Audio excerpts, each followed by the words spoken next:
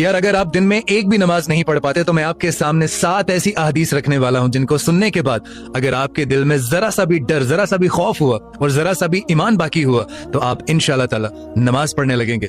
पहली हदीस, हमारे नबी पाक सल्लल्लाहु अलैहि वसल्लम ने इरशाद फरमाया कि जब कयामत वाले दिन अल्लाह ताला की पिंडली खोली जाएगी तो पूरा मैदान महशर चमक उठेगा जैसा कि उसकी शान के लायक है। तो जो लोग दुनिया में अल्लाह ताला को सजदा किया करते थे वो बेसाख्ता अल्लाह ताला के सामने सजदे में गिर पड़ेंगे, और दूसरी तरफ जो अल्लाह ताला के मुजरिम होंगे जो दुनिया में नमाज नहीं पढ़ते थे, अल्लाह ताला उनकी कमर को तख्ता नुमा कर देगा। यानी अगर वो झुकना भी चाहें, सजदा करना भी चाहें, तब भी वो चाह कर भी उस दिन अल्लाह ताला को सजदा नहीं कर पाएंगे। और सिर्फ इतना ही नहीं, यही बात अल्लाह ताला ने कुरान पाक में भी इरशाद फरमाई। सूरह कलम में अल्लाह ताला ने इरशाद फरमाया कि जिस दिन पिंडली से कपड़ा उठा दिया जाएगा और कुफार सजदे के लिए बुलाए जाएंगे, फिर वो सजदा ना कर सकेंगे, उनकी आंखें झुकी हुई होंगी, उन पर जिल्लत छा रही होगी, हालांकि पहले उस वक्त सजदे के लिए बुलाए जाते थे जब वो बिल्कुल सही सालिम थे। और अब दूसरी हदीस सुनो, आप सल्लल्लाहु अलैहि वसल्लम ने इरशाद फरमाया कि नमाज अपने नमाजी के हक में कयामत वाले दिन नूर, निजात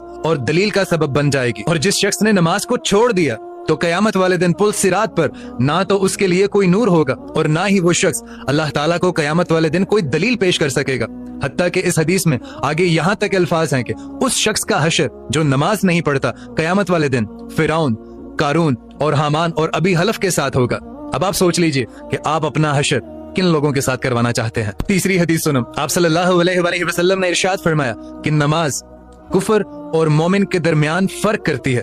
अब आप देख लो आप कौन हो। अब अगली हदीस सुनो, आप सल्लल्लाहु अलैहि वसल्लम ने इरशाद फरमाया कि रोजे क़यामत सबसे पहला हिसाब नमाज का लिया जाएगा, और जिस शख्स का नमाज का हिसाब ठीक निकलेगा उसके आगे आने वाले हिसाब भी ठीक होते चले जाएंगे, और जिस शख्स का पहला ही हिसाब यानी नमाज का ही हिसाब दुरुस्त ना हुआ तो उसको आगे आने वाले हिसाब में भी बहुत मुश्किलात हो सकती हैं। अब अगली हदीस सुनो, आप सल्लल्लाहु अलैहि वसल्लम ने इरशाद फरमाया कि नमाज नूर है, नमाज मोमिन की मेराज है। और फिर आगे सुनो, आप सल्लल्लाहु अलैहि वसल्लम ने इरशाद फरमाया कि बंदा अपने रब के सबसे ज्यादा करीब उस वक्त होता है जब वो सजदे की हालत में होता है।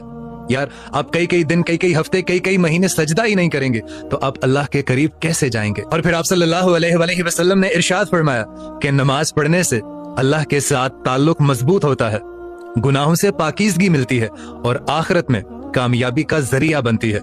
अब फैसला आपके हाथ में है। अगर आप वाकई में अल्लाह के करीब होना चाहते हैं, अल्लाह के साथ ताल्लुक रखना चाहते हैं, क़यामत वाले दिन अल्लाह का नूर देखना चाहते हैं, तो आपको नमाज पढ़नी चाहिए, पढ़नी पड़ेगी। और हर हाल में इन वसवसों से अपने आप को निकालिए। ये दुनिया के काम, दुनिया के झंझट कभी खत्म होने वाले नहीं हैं। इनसे अपने आप को आजाद